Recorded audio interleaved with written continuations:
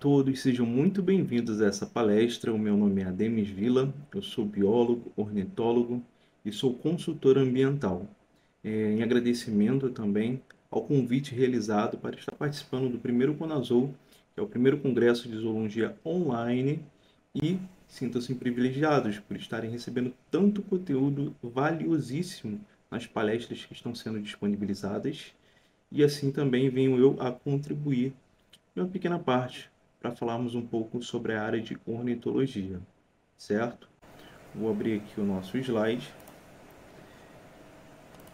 para que vocês possam acompanhar e eu estarei então falando da temática do desenvolvimento, das atividades como ornitólogo na consultoria ambiental e os benefícios da prática do bird watching, certo? Vamos lá? Bem, para darmos continuidade ao nosso contexto, eu preciso do entendimento se você sabe o que é ser um ornitólogo ou o significado da palavra ornitologia. Para que possamos então entender esse processo, vamos à etimologia da palavra. A etimologia da palavra ornitologia, ornitólogo, provém do grego ornis, que significa ave, e logos, que significa estudo, conhecimento. Logo então, ornitólogo, ornitologia, significa quem estuda aves ou estudo das aves. Aí olha só, pessoal, que interessante. Vamos voltar um pouco então para entender a origem da ornitologia, Quais os principais personagens que tornaram a ornitologia, deixaram a ornitologia em evidência. Sabemos que nesses séculos passados, os egípcios e gregos já praticavam o processo de observações da fauna e flora, dos animais silvestres em vida livre, principalmente das aves. E eu destaquei alguns nomes, então, para que possamos ter um entendimento desse processo da origem da ornitologia, certo? Temos aqui, então, no século XVII, o personagem John Ray, um naturalista inglês, considerado, então, pioneiro, classificando e descrevendo muitas espécies em suas obras. Fez muitas publicações e fez a descrição, de espécies que foram importantes para esse processo aí do surgimento dos estudos ornitológicos. No século seguinte, século XVIII, Thomas Bewick, naturalista britânico, ganhou destaque e reconhecimento pela sua obra, A History of the British Birds, ou seja, a história das aves britânicas, ganhando destaque então no século XVIII. E no século XIX, que compreende aí o período de 1801 a 1900, que a ornitologia realmente floresceu, teve um boom com a contribuição de várias personalidades. E eu separei no slide seguinte aí três personalidades que foram importantíssimas, na minha opinião, para o processo do entendimento e surgimento da ornitologia, certo? E pessoal, dos três personagens então que eu quero destacar para vocês do século XIX foi o Alexander Wilson, que foi um naturalista escocês americano, onde ele saiu da Escócia e foi para o norte da América para procurar melhores condições de vida. E lá então ele teve o contato e conheceu duas pessoas que foram importantes em sua trajetória. A primeira pessoa foi William Bartram, que então apresentou ao Alexander Wilson a ornitologia e deu acesso exclusivo à sua biblioteca pessoal para que ele pudesse fazer seus estudos. E a segunda pessoa foi o seu xará, Alexander Lawson, que ensinou Alexander Wilson a desenhar. Daí em diante, Alexander, buscou conhecimento, fez algumas expedições, observações referente a aves e lançou suas duas principais obras, suas duas principais publicações, que foi o American Ornithology e o Ornithological Biography, que é, no caso, a ornitologia americana e a biografia ornitológica. E também foi aí o atuante na descrição de aves da América do Norte. A nossa próxima personagem em destaque, então, é a Emily Snethlage. A Emily, ela foi uma das primeiras mulheres a se graduar na Alemanha, se graduou aí como doutora, trabalhou como assistente, então, no Museu de História Natural de Berlim, antes de receber o convite de Emílio Gueldi, né, para trabalhar, fazer parte, então, do Museu Paraense Emílio Gueldi. Então, no Brasil, pode aceitar esse convite, né, ela se tornou a primeira mulher a dirigir uma instituição científica aqui no Brasil, né, e atuou, então, no Museu Paraense Emílio Gueldi, né, no início em 1914, e fez grandes expedições aí pelo bioma amazônico, e a sua principal obra, então, foi publicada também em 1914, que é o Catálogo das Aves Amazônicas. E por último, aí, o nosso terceiro personagem, não menos importante, que é o senhor Olivério Mário de Oliveira Pinto, considerado então o pai da ornitologia. As obras mais marcantes foram dois volumes, então, do Catálogo das Aves do Brasil, com 1.266 páginas, lançado em 1938.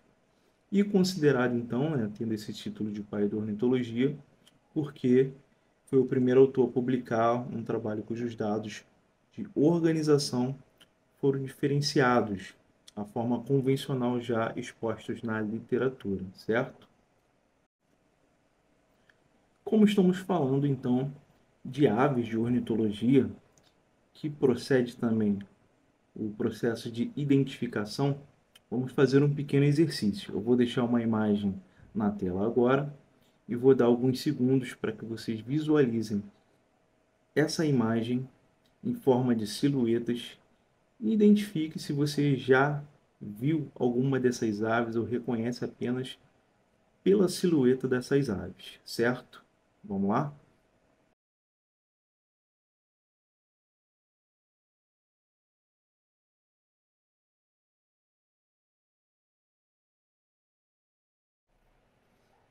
Opa, e aí, como é que foi o seu reconhecimento pela silhueta? Bem, se você conseguiu reconhecer pelo menos três aves, legal, você já consegue identificar algumas aves desses grupos que foram destacados. Se você conseguiu reconhecer pelo menos seis, parabéns, ótimo demais. Você já conhece o bastante porque já tem uma familiaridade legal.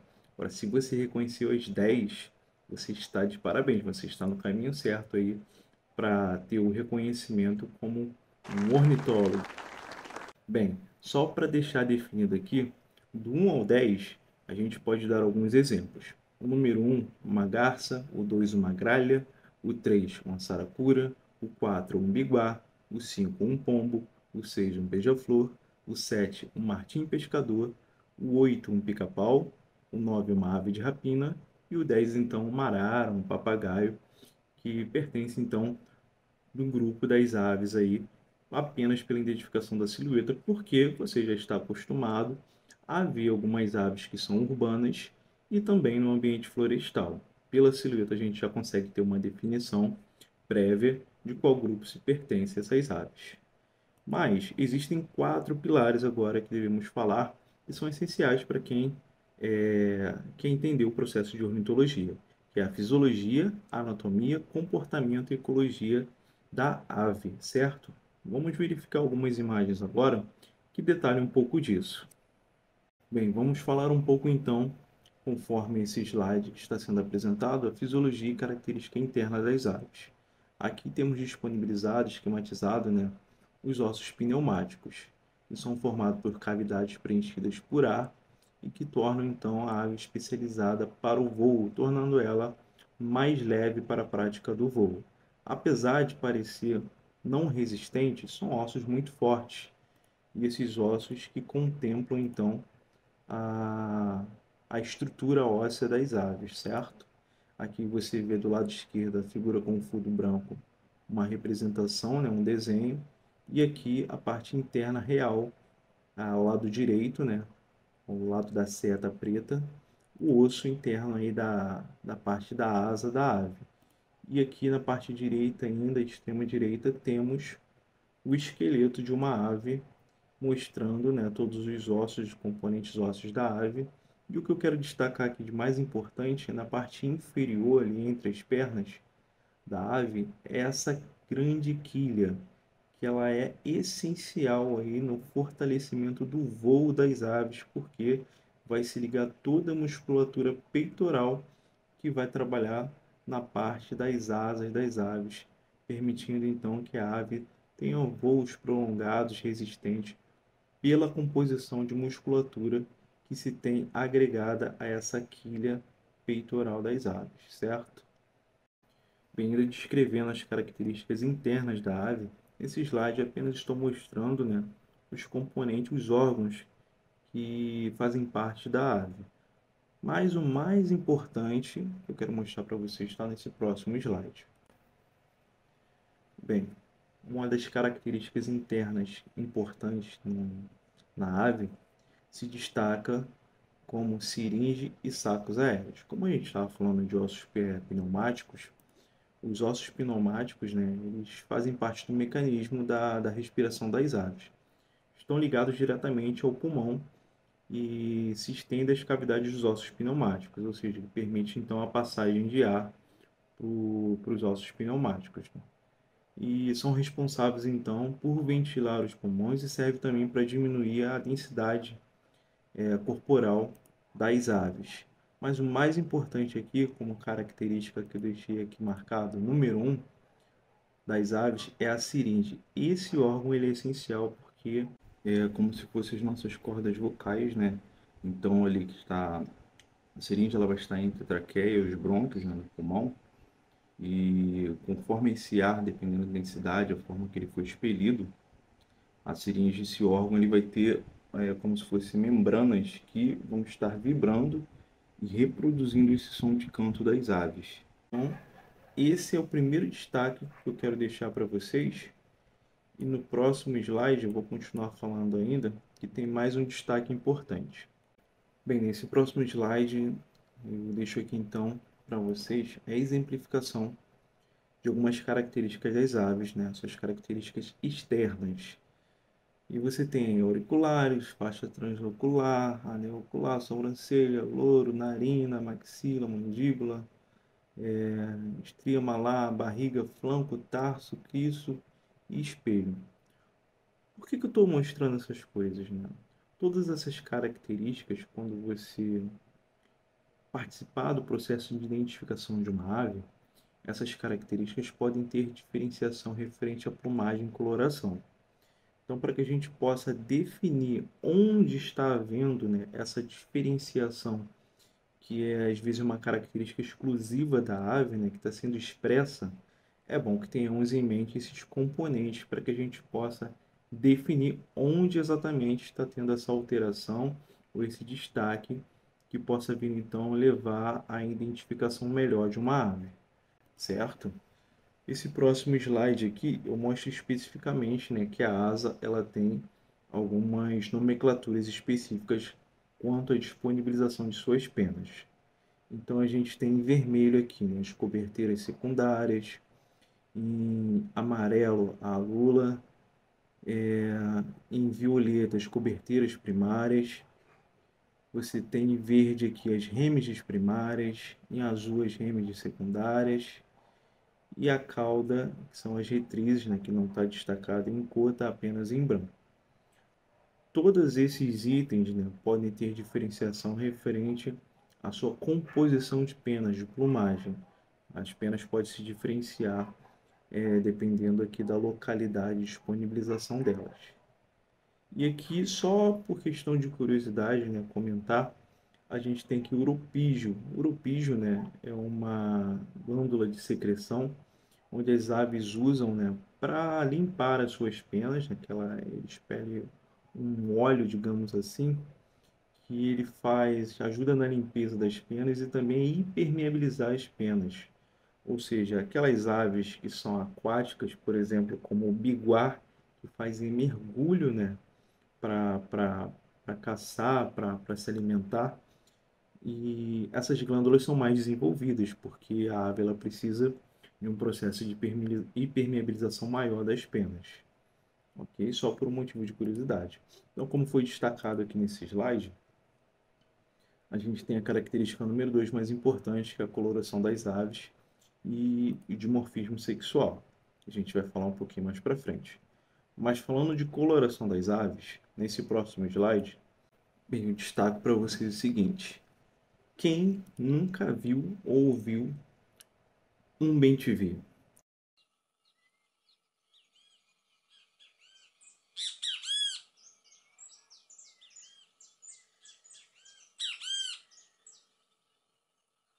Que é o pitangos sulfuratus. Pitangos sulfuratus é a espécie e ele é pertencente à família Tiranidae. O que eu quero mostrar aqui, que eu mostrei aqueles slides anteriores, que se falava referente aos componentes, sua coloração, que dentro da família Tiranidae temos alguns indivíduos que são muito similares, mas não são a mesma espécie de bem-te-vi. Então eu até coloquei aqui nesse slide quem é quem. Olha que interessante isso. Todos esses indivíduos eles têm características similares de coloração, mas alguns componentes se diferem. Pode ser referente ao tamanho do indivíduo, alguns componentes que têm a disponibilização de coloração diferenciada um do outro, ou algumas características como formato de bico, coloração dos seus tarsos. Isso tudo vai diferenciar um indivíduo de outro, assim, definindo que é uma espécie diferente da outra. Então, se você estivesse num ambiente normal, comum, não tendo conhecimento, você conseguiria diferenciar cada uma dessas espécies, sendo que aqui o mais parecido com um bem-te-vi comum que a gente conhece aí do nosso cotidiano é aqui do lado esquerdo, na extremidade inferior, que é o neném. As características são similares, referente à coloração de sua plumagem, mas aí o que vai diferenciar é o bico, que ele é um pouco mais robusto, né, do que o bem-te-vi comum, que é o pitangos forados, e também a sua vocalização, que ela é totalmente diferente do bem-te-vi ao qual conhecemos. Então, só para mostrar para vocês que dentro de uma mesma família, né, a gente pode ter indivíduos muito similares referente à coloração, que pode dificultar a parte de identificação. Outra questão que falei que ia passar para vocês é a parte do dimorfismo sexual. Bem, isso pode ocorrer em algumas espécies que pode ser definida, né? Tanto por questão de tamanho ou coloração de sua plumagem. Aqui a gente tem um exemplo de uma rendeira, que é a Manacus manacus. Foi um registro que eu fiz do lado esquerdo um macho e do lado direito uma fêmea. Você vê que o macho ele tem uma condição de plumagem, né, um pouco mais expressiva, e a fêmea ela é verde e não tem essa condição de plumagem tão expressiva. Essas características ela se definem pela seguinte questão: a fêmea, como ela vai nidificar, né, vai ficar no ninho, ela não precisa chamar tanta atenção, porque isso até chama a atenção de predadores. Então essa é uma estratégia, é que a fêmea ela seja um pouco mais apagada realmente. O macho ele tem que ser mais atrativo para a fêmea. Então, geralmente algumas espécies têm uma plumagem mais colorida, né, mais chamativa, até para trabalhar aquele processo do acasalamento, da dança nupcial, para conquistar as fêmeas. Então a gente chama isso de espécie entre macho e fêmea, o dimorfismo sexual, quando há diferenciação referente a tamanho ou coloração de sua plumagem. E na condição, né, referente a estudos ornitológicos, eu queria deixar para vocês aqui como um palpite próprio, um direcionamento próprio, esses três exemplares aqui para que se faça a leitura, que é a Ornitologia e Conservação, a Ciência Aplicada de Técnicas e Pesquisas de Levantamento, a Ornitologia Brasileira, né, do Helmut Sick, que é muito importante esse livro, aborda muitas coisas relevantes, e também o livro aí, Plantas que Atraem Aves e Outros Bichos, que aí pode-se ter uma relação também a aves, quais os tipos de plantas que as aves visitam, e a gente consegue, então, quando olhar o ambiente, ter uma perspectiva diferenciada, já sabendo que aquela árvore ali tem a possibilidade da visitação de uma ave específica, certo? E aí surge a pergunta, né? Qual é o papel, qual é a atuação do ornitólogo na consultoria ambiental?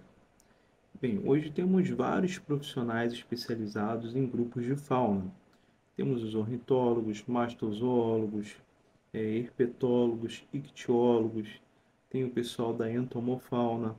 Então, cada profissional ele vai se especializar num grupo, para que ele possa atender então as demandas e condicionantes expostas pelo órgão ambiental para que os empreendimentos venham a fazer o cumprimento. Ou seja, hoje existem vários segmentos, né, que estão surgindo pelo Brasil, em todos os estados, né, grandes obras, que de certa forma serão geradores de impactos negativos, ou seja, tem um grande potencial de degradação do meio ambiente e por isso precisam cumprir com a parte de legislação e cumprir com as condicionantes expostas pelo órgão ambiental. Para isso, nós, consultores ambientais, estamos dispostos a mitigar e minimizar esses impactos que são gerados com respectivos estudos, né? Estudos de impactos ambientais, parte de monitoramento ambiental, levantamento faunístico e o resgate da própria fauna. Eu vou falar um pouco disso mais à frente para que vocês tenham entendimento. Mas aí, Ademis, quais são esses segmentos hoje em dia que geram esses impactos de degradação ambiental?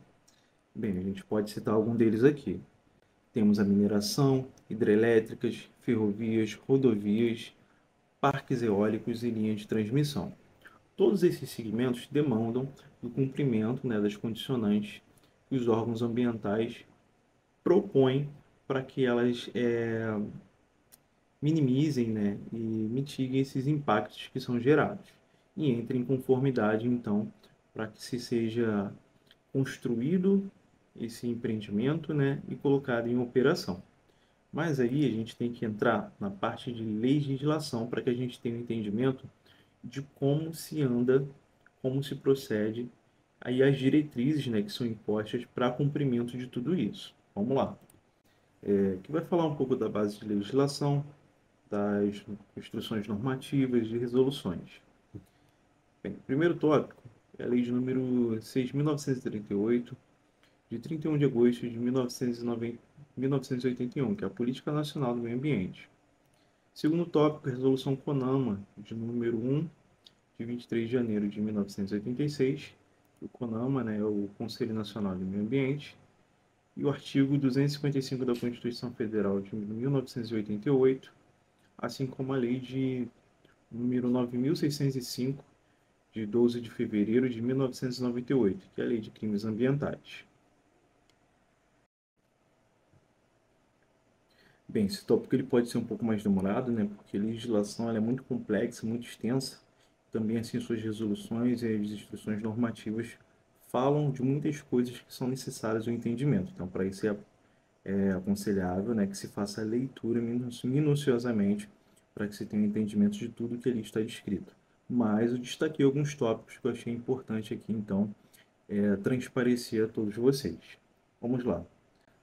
Sobre a lei de número 6.938, né, que é a Política Nacional do Meio Ambiente, no artigo 2 ela diz o seguinte: a Política Nacional do Meio Ambiente tem por objetivo a preservação, melhoria e recuperação da qualidade ambiental propícia à vida, visando assegurar no país condições ao desenvolvimento socioeconômico, aos interesses de segurança nacional e à proteção da dignidade da vida humana, atendidos os seguintes princípios. Aí tem aqui o elemento 4, que é a proteção dos ecossistemas, com a preservação de áreas representativas. Aí tem o elemento 7º, que é o acompanhamento do estado da qualidade ambiental. E tem aqui o elemento 9º, que é a proteção de áreas ameaçadas de degradação. Então, você já vê que a Política Nacional do Meio Ambiente, ela cita várias coisas relacionadas, então, diretamente ao meio ambiente, à biota e à proteção das mesmas. Ainda sobre a Política Nacional do Meio Ambiente, né, no artigo 3, para os fins previstos nesta lei, entende-se por elemento 1, meio ambiente, conjunto de condições, leis, influências e interações de ordem física, química e biológica que permite, abriga e rege a vida em todas as suas formas. Elemento 2, degradação da qualidade ambiental, alteração adversa das características do meio ambiente. Elemento 3, poluição, a degradação da qualidade do meio ambiente, resultante de atividades direta ou indiretamente. Dentro desse elemento 3, eu separei dois itens, né, que é a letra C e D, que falam. A letra C, afetam desfavoravelmente a biota, e D, afetam as condições estéticas e sanitárias do meio ambiente. E elemento 5, recursos ambientais, atmosferas, águas interiores, superficiais, subterrâneos, estuários, mar territorial, solo, subsolos, elementos da biosfera, a fauna e a flora. Então você vê aí que ele já está citando fauna e flora e todos os elementos que compõem o meio ambiente. Resolução CONAMA. Vamos lá. Número 1. No artigo 2 diz o seguinte: dependerá de elaboração de estudo de impacto ambiental e respectivo relatório de impacto ambiental, que aí no caso ele fala do EIA-RIMA, a serem submetidos à aprovação do órgão estadual competente e do IBAMA em caráter supletivo, licenciamento de atividades modificadoras do meio ambiente, tais como. Nesse artigo, ele dá aqui, logo após esse texto, a descrição de todos os tipos de empreendimentos que necessitam, então, do licenciamento ambiental. Então, você já tem aí as diretrizes e os caminhos corretos que a própria lei e as resoluções destacam para você ter um entendimento de como funciona o processo de consultoria ambiental e atendimento ao órgão ambiental, perante as leis, resoluções e normativas. Resolução CONAMA número 1 ainda, artigo 6, o estudo de impacto ambiental desenvolverá, no mínimo, as seguintes atividades técnicas. Separei aqui. Elemento 1, diagnóstico ambiental da área de influência do projeto completa, descrição e análise dos recursos ambientais e suas interações, tal como existem, de modo a caracterizar a situação ambiental da área antes da implantação do projeto, considerando a. O meio físico, B. O meio biológico e os ecossistemas naturais, a fauna e a flora, destacando as espécies indicadores de qualidade ambiental, de valor científico e econômico, raras e ameaçadas, de extinção e suas áreas de preservação permanente, e C. O meio socioeconômico. Tudo está voltado à, à relação do meio ambiente e assim a condição de se cumprir, né, a preservação do mesmo. Então, isso tudo está instruído, direcionado, de forma bem coerente nas bases legislativas, normativas e de resolução. Ainda na Resolução CONAMA número 1, artigo 7.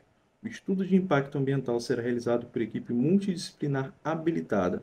Não depende direto ou indiretamente do proponente do projeto e que será responsável tecnicamente pelos resultados apresentados. Ou seja, vai ser contratada uma empresa de consultoria ambiental e essa empresa de consultoria ambiental vai contratar consultores ambientais especializados, compondo uma equipe multidisciplinar, ou seja, que vai atuar em diversos segmentos, né, em diversas esferas, que gerem um laudo ambiental para atender, então, as demandas referentes ao empreendimento a ser implantado, certo? Vamos lá, artigo 255 da Constituição Federal. Artigo 1º. Para assegurar a efetividade desse direito, incumbe ao poder público, responsabilidade do poder público, preservar e restaurar os processos ecológicos essenciais e promover o manejo ecológico das espécies e ecossistema. Elemento 4. Exigir na forma da lei para a instalação de obra ou atividade potencialmente causadora de significativa degradação do meio ambiente, estudo prévio de impacto ambiental a que se dará publicidade. Aí ele já direciona você, já diz que para qualquer impacto negativo gerado vai ser preciso ser formulado um estudo ambiental. E elemento 7, proteger a fauna e a flora, vedados na forma da lei, as práticas que coloquem em risco a sua função ecológica, provoquem a extinção de espécies ou submetam os animais à crueldade. Aí eu entro na lei de 9.605, né, que é a lei dos crimes ambientais. Lá na seção 1 dos crimes ambientais contra a fauna. Artigo 29. Matar, perseguir, caçar, apanhar, utilizar espécimes de fauna silvestre, nativos ou em rota migratória, sem a devida permissão, licença ou autorização da autoridade competente, ou desacordo com a obtida. Pena, detenção de 6 meses a 1 ano e multa. Ou seja, não é porque você é consultor ambiental, trabalha no campo mexendo com um animal silvestre, que você simplesmente vai lá e vai poder pegar o bicho, manusear, fazer um manejo, translocar ele. Não. Todo consultor ambiental ele tem que estar de acordo com a lei e as suas formações e exigências para que ele preste o serviço da forma devida e correta. Ou seja, vai ter que estar com a licença em dia, vai ter que ter o cadastramento no CTF IBAMA, vai ter que ter a expedição da licença para manejo e captura de animal. Então, tudo isso tem que estar em dia, atualizado e o documento com você para reconhecimento de qualquer fiscalização que o empreendimento venha a sofrer ou a parte da empresa de consultoria ambiental, ok? Pois bem, vamos falar então diretamente sobre o professor ornitólogo e vamos fazer alguns destaques referente a material e equipamentos utilizados no campo. Bem, aqui eu deixo destacado para vocês a caderneta de notas. A caderneta de notas ela pode ser usada então para você estar fazendo algumas descrições, né, da parte comportamental das aves que você achar importante, ou até mesmo para fazer uma listagem das espécies que você tem encontrado no campo. Bem, o segundo item dessa lista é o gravador e reprodutor de playback, ou seja, com ele você tem a possibilidade de fazer a gravação dos cantos de algumas aves que você vai escutar em campo. Se você não tem conhecimento, tendo esse material com você, depois você pode utilizá-lo para posterior identificação. Assim como também em campo, se você deseja observar a ave ou fazer o registro da mesma, o uso do playback ele é importante para que essa ave escute a reprodução desse som e se aproxime mais desse som que está sendo reproduzido, permitindo então você a observar e a registrar essa área. Lembrando que a reprodução do playback ele deve ser feito de forma moderada para que não cause um distúrbio, né, no meio ambiente com essas aves, pois algumas aves são territorialistas. Vou mostrar para você agora um exemplo referente ao uso do playback. Estou aqui mais um dia cumprindo alguns procedimentos referentes a registro de aves, avifauna, e hoje eu vou cumprir a metodologia de uso de playback para tentar registrar o macho, a espécie Manacus manacus, que é a rendeira, né? E tentar atraí-la um pouquinho mais próximo aqui. Eu tô até com uma caixinha aqui de som para fazer o playback, tentar fotografar ela. Já utilizei, vi que ela já está se aproximando aqui e vamos ver aí o resultado.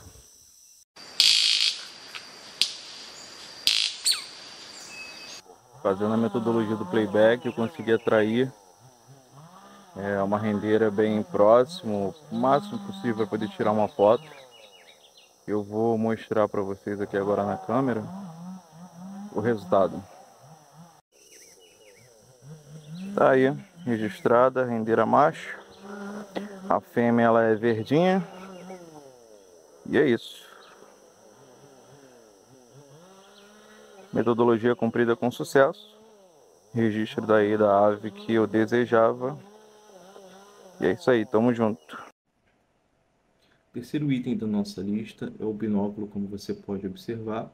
E nele, claro, tem algumas definições, né, referente a numerações expostas, que é o 8 vezes 42, 10 vezes 42 e 12 vezes 50. Ou seja, essa numeração, a parte esquerda, por exemplo, 8,42. O 8 ele se refere à amplificação que esse binóculo vai expor para você, ou seja, o alcance que ele vai ter. E a parte da direita, né, que é do 8,42, o 42 vai ser a milimetragem de abertura dessas lentes, né, dessa lente objetiva do binóculo. Então, quanto maior a entrada de luz, né, para essa lente, maior o campo de visão que ele vai proporcionar. O quarto item da nossa lista, né, são as próprias câmeras fotográficas, e eu destaquei dois modelos de câmeras para vocês que são utilizados hoje no mercado, que é a câmera Super Zoom e a câmera DLSR. A câmera Super Zoom, naturalmente, como o próprio nome diz, ela vai condicionar o maior alcance com o objeto em questão, dependendo do modelo que foi adquirido. Porém, existem alguns prós e contras, né? A Super Zoom ela vai ser mais acessível financeiramente para você fazer aquisição, ela vai ser mais leve para você carregar, porém ela vai ter um maior tempo de resposta quanto ao processo de fazer os registros fotográficos, né? E ela é uma lente fixa, ou seja, é uma lente que não sai, ela é acoplada e fixada na câmera, ou seja, não é possível a retirada dela, como diferente da outra câmera que eu vou falar agora, que é a câmera DLSR, ou seja, ela é menos acessível porque ela tem um preço mais elevado no mercado, por ter alguns componentes mais específicos aí que ajudam a melhorar o processo de fotografia. Ela é mais pesada porque a lente dela é removível, então você pode trocar as lentes, né? E a lente ela pode ser mais pesada ou mais leve, dependendo da milimetragem dessa lente que for utilizada na câmera. Menor tempo de resposta referente aos cliques que são dados, né? E isso para fotografia selvagem, para um animal que ele se movimenta muito, como as aves, por exemplo, é bom que esse tempo de resposta seja pequeno, pois você consegue fazer vários cliques, né, dentro de segundos. E a lente ela é acoplável, ou seja, ela é retirada do corpo da câmera e pode ser colocado uma milimetragem menor para fazer fotografias, retratos, fotos de paisagem ou lentes teleobjetivas também, que proporciona aí um alcance maior do objeto, né, para capturar com mais detalhes objetos distantes. Ou seja, quanto maior a milimetragem, né, dessa lente, maior o alcance que vai ser disponibilizado. E o que não poderia faltar é o nosso guia de campo, são guias de identificação das aves. A gente tem aí dois exemplos de guias, né, que eu tenho a aquisição deles, que é as aves do sudeste do Brasil e as aves do Brasil sendo Pantanal e Cerrado. Então, o guia de campo ele vai te ajudar, né, no processo de identificação das aves. É muito difícil, claro, a gente ter o conhecimento sobre todas as aves, então algumas informações devem sim ser consultadas. E o guia de campo ele é excelente para que você possa estar fazendo esse tipo de consulta, entendendo sobre a distribuição dessas aves e algumas particularidades referentes à identificação. Bem, então qual a importância de amostrar aves em nossos estudos e na consultoria ambiental? Vou te dar 4 motivos que se referem a essa importância. Primeiro, o Brasil possui uma mega diversidade de fauna, inclusive de espécies de aves existentes no nosso território. Isso é muito importante. Segundo, conforme os últimos registros, né, do Comitê Brasileiro de Registros Ornitológicos, já está catalogado 1.971 espécies de aves registradas aqui no Brasil, ou seja, 20% da população mundial de aves se encontra em nosso território. Terceiro, conforme a portaria do Ministério do Meio Ambiente, número 148, de 7 de julho de 2022, as últimas atualizações, 257 aves ameaçadas. Temos 257 aves ameaçadas, ou seja, muitas dessas aves precisam, né, ser trabalhadas no processo de conservação e preservação, por isso os estudos são muito importantes. Tomando como exemplo aí a nossa araponga, que é uma ave que está ameaçada de extinção. E quarto e último, as aves são consideradas bioindicadoras. Elas são muito sensíveis à mudança de ambiente, né? Sejam eles locais, regionais ou até globais. E são muito importantes porque praticam o processo de polinização e também dispersão de sementes, mantendo assim a manutenção das nossas florestas, da nossa flora.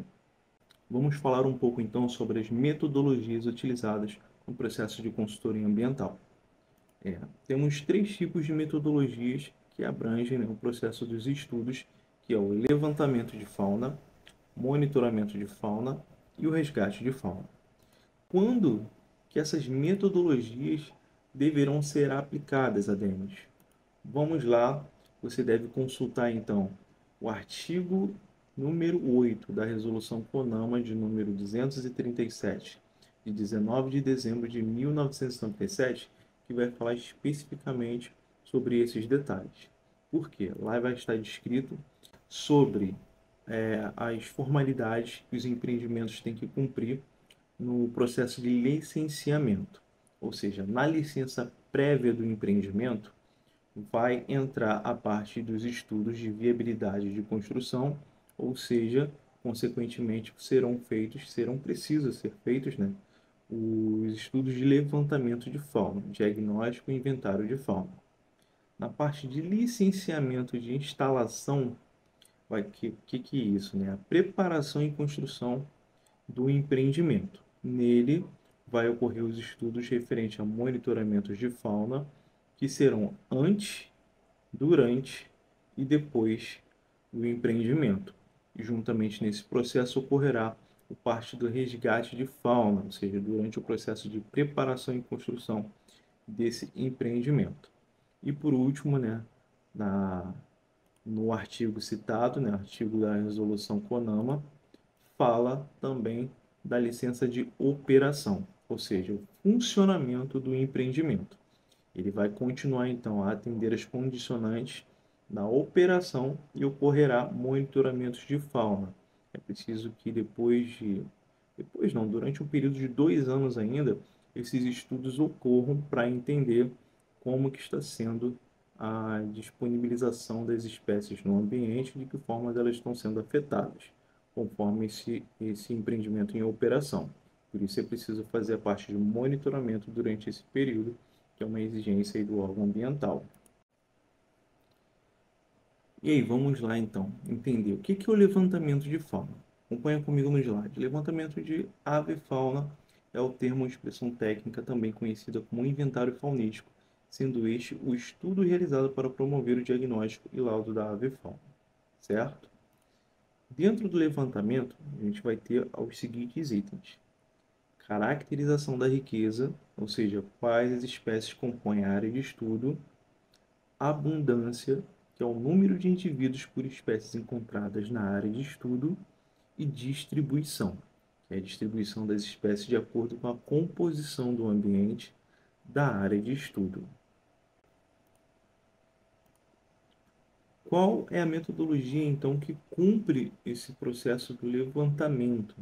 Aí podemos utilizar um processo chamado a efetivação de listas de McKinnon, ou seja, a metodologia utilizada para contabilizar de forma qualitativa os indivíduos, ou seja, as aves, registradas em seus respectivos estudos para determinar, então, a sua composição e riqueza. A lista de McKinnon, né, é um processo de levantamento qualitativo, é ideal para fazer os inventários faunísticos de aves. A lista ela vai conter de 10 a 20 espécies. Para ser feita, né, será percorrido trilhas já pré-definidas ou não, ou seja, essas trilhas podem ser feitas de forma aleatória e em tempo livre. Não há limite de tempo. E será feita então a análise de frequência, né, dessa lista quando sim terminada, e ela é ideal para trabalhar as estimativas de investigação, composição e riqueza das espécies. Olá pessoal, tudo bem? Eu dei uma paradinha aqui na trilha para conversar com vocês e mesmo fazendo aí o registro com a câmera das espécies que eu estou identificando durante esse trajeto, eu tenho anotado aqui, feita a minha lista de McKinnon, que é a relação das espécies que você observa e ouve durante esse percurso e consegue então assim identificar e colocar nessa lista. A lista de McKinnon ela é composta, né, por 10 itens, ou seja, você vai descrever 10 espécies nessa lista. Fechando as 10 espécies, vai abrir uma nova lista. O ideal é que nessa nova lista não se repita as espécies que você já descreveu na primeira lista. Por quê? Assim você não superestima essa contagem, né, de espécies que você está fazendo durante esse registro, né, durante o seu percurso, e isso te dá uma relação melhor daquilo que você está captando durante esse processo. E essa lista de McKinnon, para facilitar ela, né, a gente escreve o nome científico. Por quê? Escrevendo o nome científico da espécie, fica mais fácil de você fazer essa relação. Muitas espécies de aves têm o nome comum, né? E esse nome comum ele pode variar de região em região. Então, o mais certo é que o nome seja feito, a descrição, né, do nome seja feito pela espécie do animal da ave encontrada. Eu vou mostrar para vocês aqui a lista para exemplificar como ela está sendo estruturada.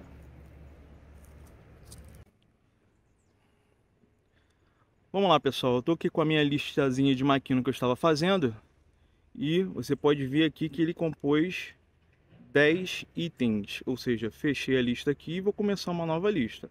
Comecei essa nova lista, verificando e identificando aí aves que foram diferentes das coletadas informações da lista acima. Eu coloquei aqui em vermelho, né? Coloquei o nome completo da espécie do lado em vermelho, mas quando a gente está fazendo essa lista de maquino, para agilizar o processo, de repente você está num ambiente aí com muitas aves e você quer fazer esse processo da forma mais rápida possível, o nome da espécie da ave ela é composta por gênero e o epíteto específico. E a gente coloca só as 3 primeiras letras, tá vendo? Aqui no caso aqui, a Florícola anengata é a lavadeira mascarada. Sabendo o nome da espécie, a gente colocou aqui só esse preto aqui, né, que a gente vai considerar para agilizar a nossa lista, porque a gente já tem o conhecimento, então a gente descreve dessa forma para agilizar o processo. Eu coloquei aqui em vermelho para que ficasse mais fácil o nome científico de cada espécie para vocês visualizarem, certo? Aqui a gente tem, então, o Ptangus sulforatus, que é o bem-te-vi, todo mundo conhece pelo bem-te-vi. Caracará plancus, que aí no caso é o carcará, certo? Só dando alguns exemplos aqui para vocês. E Coragypsis atratus, né, que é o urubu preto, urubu de cabeça preta. Tem vários nomes aí populares que o pessoal chama a ave, mas o certo é a gente fazer a lista dessa forma, ok? Você tem ainda então a descrição referente aos estudos, que se trata a parte de transecto, realização de transecto, que é a técnica comumente usada para estudar distribuição e abundância das aves em uma determinada área. Como que é feito? Percorrer trilhas aí pré-estabelecidas, uma velocidade constante e uma distância entre as trilhas de 200 a 500 metros. Ou seja, esse procedimento, né, ele é um pouco mais invasivo e você tem que ter um conhecimento muito apurado sobre as espécies de aves para que a metodologia não seja comprometida. Ou seja, você vai percorrer essa trilha, vai escutar as aves e visualizá-las e vai fazer as anotações mantendo uma velocidade constante. Às vezes você pega um ambiente meio íngreme, então é difícil você manter essa velocidade constante, né? E as trilhas, a distância entre elas é de 200 e 500 metros para que não haja, então, uma sobreposição, superestimativa das espécies ali captadas. E apesar de você causar um certo distúrbio, perturbação, conforme a sua movimentação no ambiente, que pode afastar algumas aves durante esse processo aí de efetivação da trilha. Ponto de escuta. É a metodologia utilizada para levantar de forma quantitativa quando o interesse por composição e riqueza das espécies. O ponto de escuta, você vai definir, né, no ambiente de trabalho alguns pontos específicos e estratégicos para que seja feita a observação e registro das aves, sendo que cada ponto ele tem que ter um distanciamento de 500 metros, 200 a 500 metros, para que não haja essa interferência, né, referente ao que você for registrar e catalogar das espécies daquele ambiente, e não haja também aquela questão da superestimativa, né, da composição que você estiver captando ali no ambiente das espécies de aves.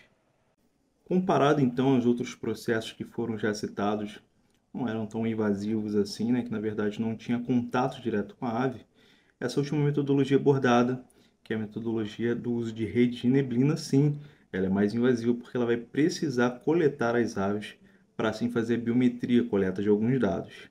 Então, a rede de neblina é a metodologia, que é uma técnica que utiliza para capturar, marcar, recapturar animais selvagens, e essa técnica é frequentemente usada para estudos de ecologia e conservação das espécies.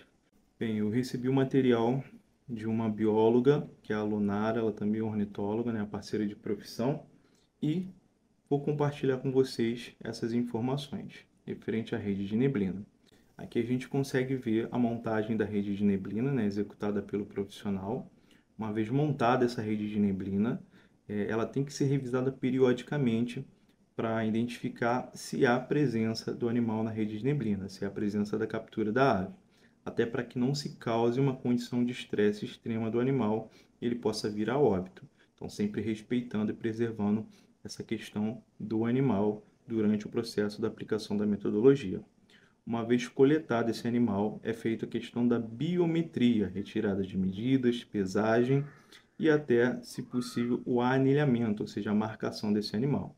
O anilhamento, né, é uma argola de metal que o animal recebe no seu tarso, na sua perna, e essa marcação ela tem uma numeração que ela é única, é exclusiva para esse animal. Então, esse animal, a gente tem a possibilidade que, caso ele seja solto novamente, né, ele será solto novamente no meio ambiente, e uma questão de recaptura do animal. A gente consegue definir, então, na metodologia, né, a frequência que esse animal se encontra nesse ambiente, ou, como a metodologia ela pode ser aplicada de forma prolongada, verificar quantas vezes esse animal ele transita por esse ambiente, ou se ele está presente ou não mais no ambiente migrando para uma outra localidade. Com isso, né, conseguimos definir métricas que vão ajudar no processo da conservação e preservação das espécies. Já entendemos então, né, toda a metodologia aplicada dentro do levantamento de fauna. Vamos falar um pouco agora então sobre o monitoramento da fauna, ou seja, da avifauna. O que consiste, né? O conjunto de atividades de longo prazo que permite avaliar as respostas de populações nos ecossistemas, as práticas de conservação e os impactos de fatores externos, como a perda de habitat e a alteração da paisagem. Ou seja, como ele é um monitoramento feito de forma prolongada, é possível acompanhar as modificações do ambiente e como isso influencia nas populações dos animais, dos grupos de animais, principalmente na questão de aves. Então, de tudo um pouco que já foi descrito, a gente traz então, dentro da metodologia do monitoramento, né, alguns processos que também cabem ao monitoramento, né, como a observação direta, o uso de armadilhas, né, exemplo da rede de neblina, amostragem por transecto, que já foi dito anteriormente, monitoramento acústico, né, principalmente pelo canto das aves, para identificação através da vocalização, a telemetria, né, que envolve aí o uso de dispositivo eletrônico como transmissor de rádio para rastrear e monitorar a movimentação e o comportamento dos animais em tempo real e, por último, o sensoriamento remoto, que utiliza imagens de satélites, drones ou câmeras especiais para mapear a distribuição e o uso do habitat por diferentes espécies de animais. E, por fim, temos o resgate de fauna. Qual o conceito do resgate de fauna? É um conjunto de ações e medidas tomadas para proteção, recuperação e suporte de animais silvestres em situações de risco iminente ou afetados por atividades humanas, como empreendimentos de infraestrutura, desastres naturais, queimadas, entre outros.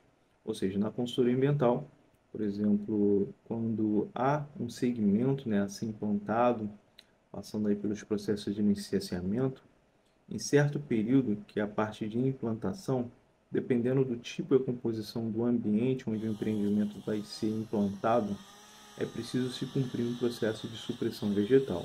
Nesse processo de supressão vegetal, né, que é o desmate, o derrubamento de árvores, a limpeza daquele terreno, é feito um acompanhamento, né, por profissionais especializados em grupos de fauna para resgatar animais feridos ou afugentá-los de acordo com a necessidade. A prioridade sempre será afugentá-los, mas havendo necessidade maior, assim então fazer o resgate e a realocação desse animal em um ambiente similar, fora de perigo, ou seja, fora da área do empreendimento. Em questão de aves, muitas vezes, né, temos no corte de aves a identificação de nidificação. Então, qual é o procedimento? É isolamento daquela área, daquela árvore, para que ela não seja derrubada, que ela seja preservada e assim se possa manter a condição daquela ave continuar a nidificar, fazer a sua postura, ter o desenvolvimento, né, da sua prole, da sua cria, até que aquela ave desenvolva a maturação da plumagem e por conta própria saia do ninho. Uma vez identificado então a saída do ninho, o ninho vazio, Aí a gente libera os profissionais de corte a derrubada daquela árvore, fazendo a retirada daquele ninho também, para que outra ave não a utilize para reprodução, certo? Tenho aqui eu mostrar para vocês um registro, né, de um sabiá-barrão que eu fiz durante um processo de supressão vegetal e foi preciso então que ficasse em observação até que houvesse a postura dos ovos, a eclosão dos mesmos e assim a saída, né, das aves filhotes do ninho e o ninho fosse liberado e assim também a área posteriormente liberada para a conclusão do serviço. Bom, pessoal, eu estou aqui numa área descampada com a minha câmera, fazendo alguns registros de aves, mas o que eu queria deixar aqui de importante é que pra gente que gosta de fotografar aves, geralmente está olhando para cima, para o horizonte, se atentar quando você estiver fazendo uma trilha, também olhar para o chão, para a trilha onde você pisa, porque isso vai evitar você encontrar algum animal silvestre, por exemplo, uma jararaca, um animal peçonhento, e evitar que ocorra algum tipo de acidente por um descuido seu durante o seu percurso. Então, toda vez que você entrar numa trilha, for fazer uma caminhada numa área desconhecida, preste bastante atenção, porque isso pode literalmente salvar a sua vida. Ainda mais se você não estiver usando IPI adequado, se for uma área que você não tem conhecimento do território ou da trilha, vamos se atentar a isso, ok? Deixar essa dica para vocês, é isso. Bem, agora que você já entendeu, né, os conceitos básicos de como trabalha um ornitólogo, um consultor ambiental, vamos falar um pouco mais abrangente agora sobre o termo de bird watching. O que é o bird watching, né? O bird watching ele se difundiu nos séculos passados por uma questão de hobby, pelo prazer de observar aves e o próprio nome, né, a junção de duas palavras, né, que bird é ave, watching é observar, então observação de aves. Muitas pessoas adeptas, né, sobre esse processo de contemplar a beleza das aves, entendê-las melhor e fazia esse processo como um hobby no seu cotidiano. E isso foi se difundindo, se popularizando e esse termo birdwatch, né, foi levado por várias regiões e países e ficou findado, né, como um termo relacionado à observação de aves de modo geral. E quais as dicas que eu posso deixar aqui para você que deseja então fazer uma passarinhada, ou seja, observar aves? Bem, a primeira dica é utilize roupas leves, calçado apropriado para longas caminhadas. Não é qualquer roupa que vai te conduzir a um ambiente onde você precise, né, às vezes caminhar bastante para fazer observação de aves, então é benéfico que você use roupas leves e um calçado apropriado para que não venha a machucar os seus pés, a ter uma torção e lesionar então os seus pés, certo? Lembrando que levar esses equipamentos aqui que foram colocados nesses itens, caderneta, câmera fotográfica, guia de campo, binóculo, uma água, um lanche e com certeza levar também um protetor solar. E não podemos esquecer de aproveitar os horários crepusculares, ou seja, ao amanhecer e ao entardecer, ou seja, onde o sol se levanta e onde o sol se põe, que são o período de maior atividade das aves. Consequentemente, você vai conseguir identificar e visualizar uma maior gama de aves nesse período. E procure por hotspots, ou seja, pontos de referência onde as aves têm maior atividade. E aí, com certeza, você vai ter uma maior probabilidade de conseguir visualizar, identificar e registrar o maior número de aves possíveis.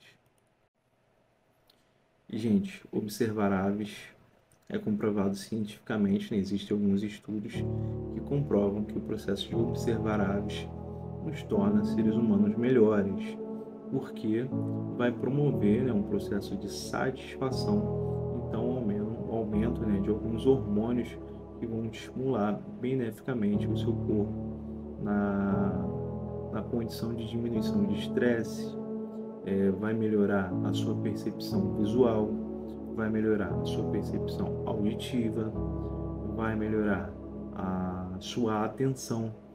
Então, todo esse processo vai melhorar a sua relação social, que você vai estar conhecendo novas pessoas e que falam a mesma língua, que é de observadores de aves, trocando informações, experiências e tudo mais. Então, isso tudo ajuda a gente a nos tornar seres humanos melhores.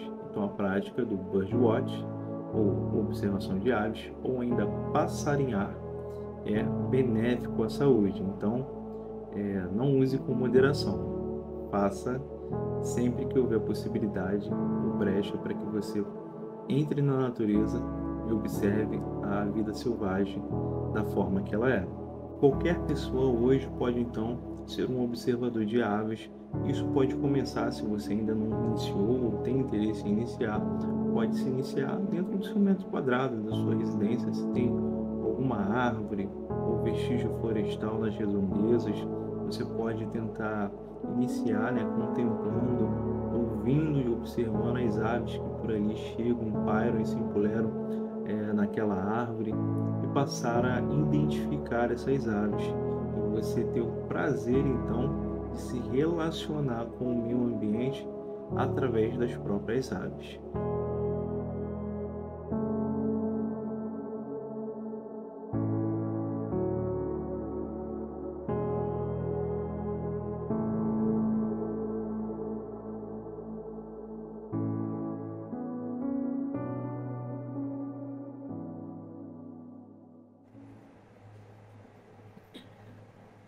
Bem, chegamos ao fim de nossa palestra. Gostaria de deixar meu agradecimento a você que acompanhou essa palestra até esse momento, e que ela tenha sido de grande valia para você, tenha agregado algum valor de conhecimento. Muito obrigado novamente aí pelo Conazol ter me feito esse convite. Eu estarei deixando aqui os meus contatos pessoais e um e-mail para que vocês possam enviar dúvidas, sugestões ou até mesmo críticas. E assim que eu receber esses e-mails, estarei respondendo a qualquer questionamento, qualquer dúvida referente ao vídeo dessa palestra. Um bom Conazol a todos e até a próxima.